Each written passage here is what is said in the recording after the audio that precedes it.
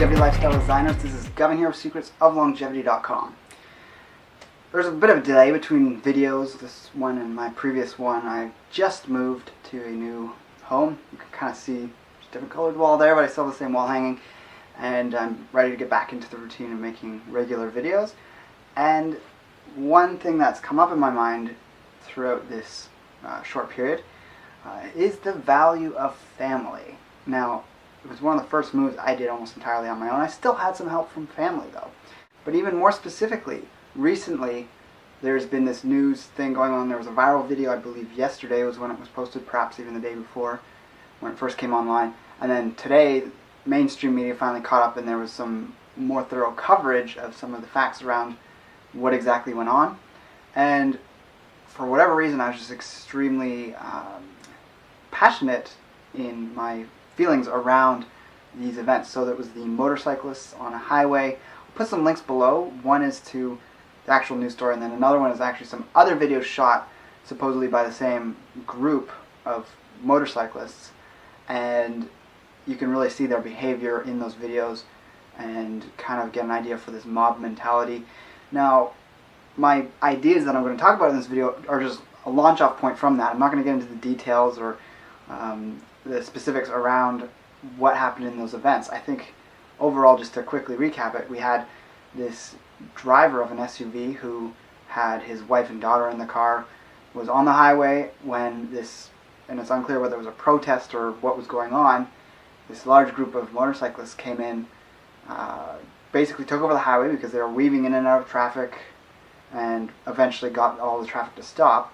And at one point, I believe this SUV was trying to still go, and one motorcyclist pulled in front, slowed down very rapidly, and the SUV bumped his back tire. And as a over-the-top response, a bunch of motorcyclists surrounded the SUV and brought it to a standstill. They were hitting it with their helmets. Apparently they were attempting to slash the tires. And as a self-defense response, the father sped up, ended up running over one of the motorcyclists, all on video on someone's head cam that they had attached to their helmet. They pursued this driver in sort of this rogue vigilante type justice, even though they were the instigators of the issue in the first place. And long story short, they catch up to him once he had turned off and gone into traffic and was slowed down, and they actually turned the camera off, but reports say he was pulled out of the car. They had broke the window with the helmet and beat him, possibly slashed his face, I don't know. And that really got me angry. That got me annoyed at the gall at which people react in this mob type mentality.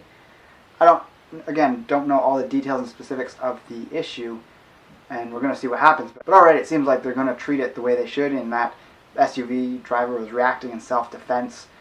It might have happened differently had he not had his family in the car. I know that personally, if I had someone I was responsible for and protecting, I'd have a similar response when being surrounded by a large group of people. You don't know their intention. You don't know if they're trying to carjack your vehicle. You don't know if they're going to try and harm you and your occupants in your vehicle.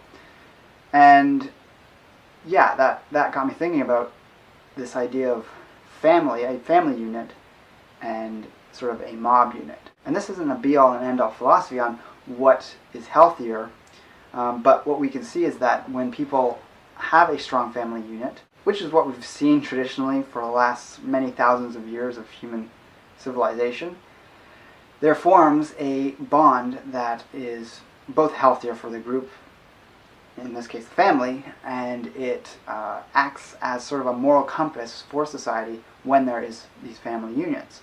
When you have a mob, a group of people that they could even be related by family in some cases, but by and large they're just a group of people that have a similar ideology, you get almost like reckless and less moral or value-based actions that can happen. So I'm not talking about, protests in the streets of family versus non-related groups. I'm talking about, society at large. One thing I think we've seen over the last few decades is a breakdown of family units in society at large, in North America, in the developed world. The question is has this been purposeful in terms of its design?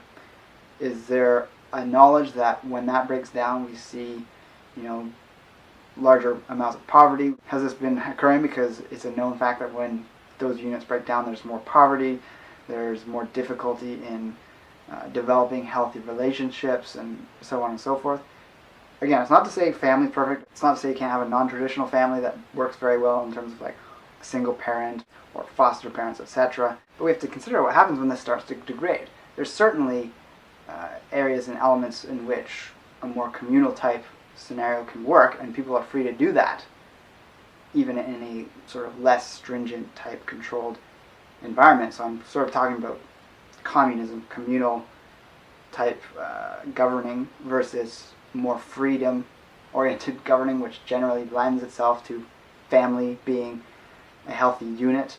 And within that group you then have people that can form communes if they want, or groups or co-ops or whatever. But pulling back and relating this to health, all the longest lived cultures in the world have had strong family values. You look at the number one healthiest and longest lived culture, the Okinawans in Japan. They had an extreme amount of reverence for their family, and especially for their ancestors. They worshipped their ancestors and paid homage to them. And that close-knit, healthy family group then overflows and creates healthy, close-knit, very sociable communities. When you try and put the emphasis on the community first and sort of abandon and destroy the family, as we see with many types of policies enacted in governments around the developed world more recently, then you break that down while trying to prop up the idea of community, and it becomes communal, and it becomes socialism, and it becomes bigger, more powerful government, while the vast majority of the population is then brought down to this level, pegged down to this level, very much put into a position of disempowerment. I think that's when you end up with the dangers of mob mentality.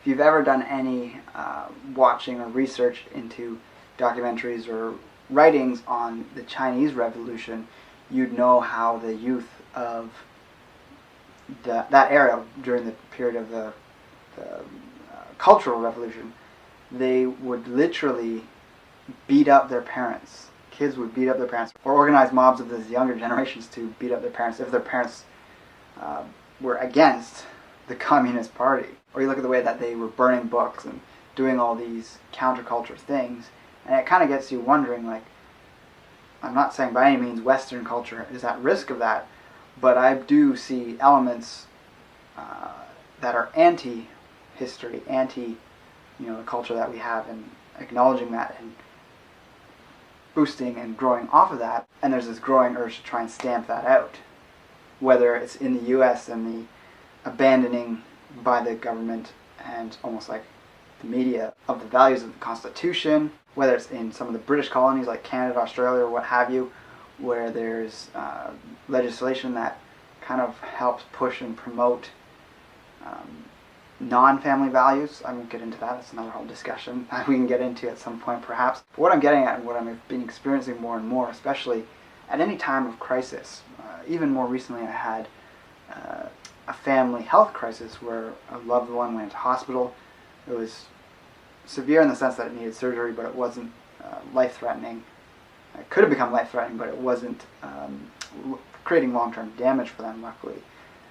And in that scenario, it was some relatives that lived near me, but my family, close family, were all gone out of the country or off working very far away, and I was the only one close to them that was around, and I was able to be supportive and take on that role. And I saw a dynamic there that hit me in a way I hadn't quite ever felt before. It was seeing the reaction, it was actually with my grandparents, seeing something between them that of course I knew on an innate level was there, but I saw it in a new light.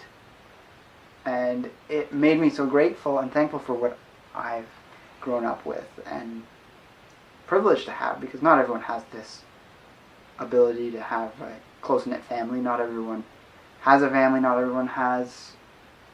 Some people have very different family values, and sometimes they're healthy, sometimes they're not. There's all these different dynamics, but it made me see that, and see that as a huge factor in my own health, in the health message that I want to bring to you guys, and I see it reflected in everything I've ever read on cultures that have lived long, healthy lives. There's that close-knit family value type lifestyle that one has to embrace and foster and give energy to, so to speak. It's something that you have to consciously create. Even if you've had family problems in your past, or you are in the midst of family problems, you can start to work to heal those and bring better balance to those. And that way, when you have a close-knit, strong family, the mob mentality of reckless behavior, when it comes knocking, you have an ability to defend yourself against it, whether it's an ideology or whether it's actual physical aggression. You have that resource at your disposal. And it's like a bank account in and of itself. It's just the bank account of the family that surrounds you. And by all means, if you don't have family, then it can be friends, but it's getting out of that gang type mentality, the ideal of rebellion against everyone else, and it's us trying to survive and do everything we can to shortchange other people. And by all means, even families can get that way. If you look at crime families that are actual families related by blood, then yes, that's a terrible example of family bonds and the healthy side of it, but you're getting the image I'm creating here. So let me know what you think of this video in the comments below. Like, favorite, and share the video if you feel so inclined. And with that, I'll talk to you next time. Take care and embrace life without limits.